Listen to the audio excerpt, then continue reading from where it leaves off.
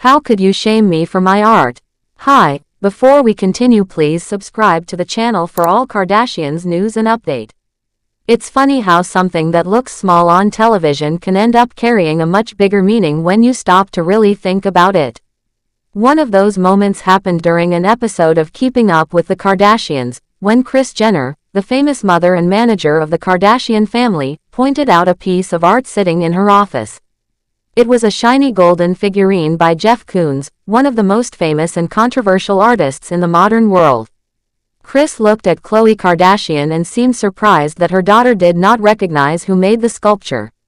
With her usual confidence, Kris corrected her by spelling out his name, Koons, and even gave a short description of his most known work, the balloon dog. She then told Khloe that she needed to go to an art class. Khloe, with her calm tone, responded by saying that just because she didn't know who made the piece, her mother shouldn't look down on her. What seemed like just a casual mother-daughter argument for entertainment actually revealed something much deeper about art, culture, and the way people judge each other.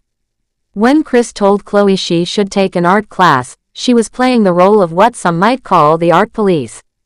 In that moment, it was as if she had taken on the responsibility of guarding what it means to be cultured, to know artists, to recognize certain works, and to carry that knowledge like a badge of honor.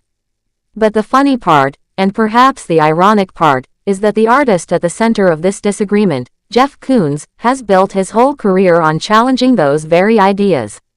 Koons is known for taking everyday objects, like basketballs, chairs, or even vacuum cleaners, and turning them into art. His works blur the line between high art and pop culture, between serious artistic expression and playful consumer imagery. His balloon dogs, made out of stainless steel and polished until they shine like mirrors, have become iconic, and yet they are still seen by critics as empty or superficial. Some people adore him, some people dislike him, and many argue about whether what he does can even be called art at all. The argument between Kris and Khloe becomes funny when you think about this, because Kris was criticizing her daughter for not knowing about an artist whose entire goal is to shake up the system that puts so much value on knowing about art in the first place. Koons's work asks questions like, what makes something valuable? Who gets to decide what is high culture and what is low culture? Can something as simple as a balloon animal, usually seen at a children's party, become one of the most expensive sculptures in the world? The fact that Kris used Koons as a way to measure her daughter's cultural knowledge creates a circle of irony, because Koons himself has tried to show that this very type of judgment is what needs to be questioned. Many critics argue that Koons represents everything wrong with modern art, saying his works are more about money, fame, and shock than about true artistic inspiration. They see him as a symbol of a society driven by consumerism, where art is just another product to buy and sell. Others defend him, saying that his works are successful precisely because they force people to confront these uncomfortable truths about money, fame, and culture. Whether you love him or hate him, it's hard to deny that his art creates conversation, and maybe that is its real purpose. When Khloe responded to Kris by saying that she shouldn't be looked down upon for not knowing, she was voicing something that resonates far beyond that small exchange on television. It was a reminder that cultural knowledge is not something everyone grows up with in the same way.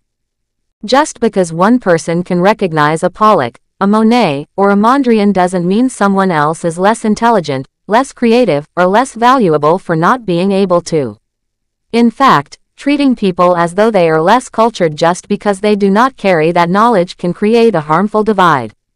It sets up a hierarchy where knowing names and recognizing works becomes a status symbol, rather than focusing on the personal experience of enjoying art. I once spoke to my own sister, who is more focused on science and technology, and her words echoed Khloe's. She told me that she needed space to understand art on her own terms rather than being judged before she could even begin to learn. That made me realize that I too might sometimes fall into the trap of playing the art police, especially when I'm surrounded by academic environments where recognizing certain artists is considered normal. In some circles, being able to identify a Pollock painting or tell the difference between Monet and Manet is almost like a test, a way to show you belong to that intellectual group. But this is not fair, because not everyone has had the same opportunities or experiences to build that type of cultural knowledge. At universities like Cambridge, for example, conversations about art can become so highbrow that they forget the privilege behind them. It becomes easy to take pride in being able to spot certain artists, but in doing so, people forget that others might not have had the same access or background. It becomes a blind spot, a way of reinforcing social divides rather than breaking them down. And that is why moments like Khloe's comeback to her mother are so important. They remind us that shame, even when it comes to something as light as art knowledge, can be harmful. We live in a time when many people like to think of society as moving beyond shame, into what some call a post-shame era.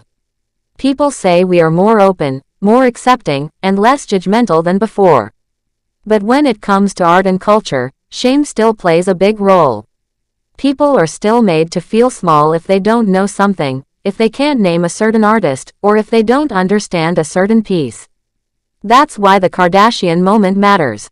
It wasn't just about a shiny sculpture in an office. It was about how we treat each other when it comes to knowledge, and about how we sometimes confuse knowing names with truly appreciating art.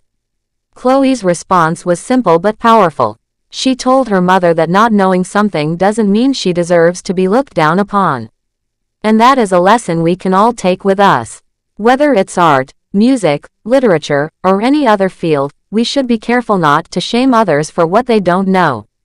Instead, we should share knowledge with openness, give space for curiosity, and allow people to build their understanding without fear of being judged. In that way, art can return to being what it was always meant to be, something that connects people, not something that divides them. The whole story may have played out in just a few minutes of television, but when expanded, it reveals truths that go far beyond reality TV. It's a reminder that behind the laughter, the drama, and the entertainment, sometimes we are being shown mirrors to our own behavior, our own blind spots, and our own ways of treating each other. In the end, maybe the real lesson here isn't about Jeff Koons or about who knows what. Maybe it's about humility, about learning, and about not using knowledge as a weapon. We live in a time when many people like to think of society as moving beyond shame, into what some call a post-shame era. People say we are more open, more accepting, and less judgmental than before. But when it comes to art and culture, shame still plays a big role. People are still made to feel small if they don't know something, if they can't name a certain artist, or if they don't understand a certain piece. That's why the Kardashian moment matters. Thanks for watching. Please do well to share your thoughts in the comments, and don't forget to subscribe for more Kardashian updates.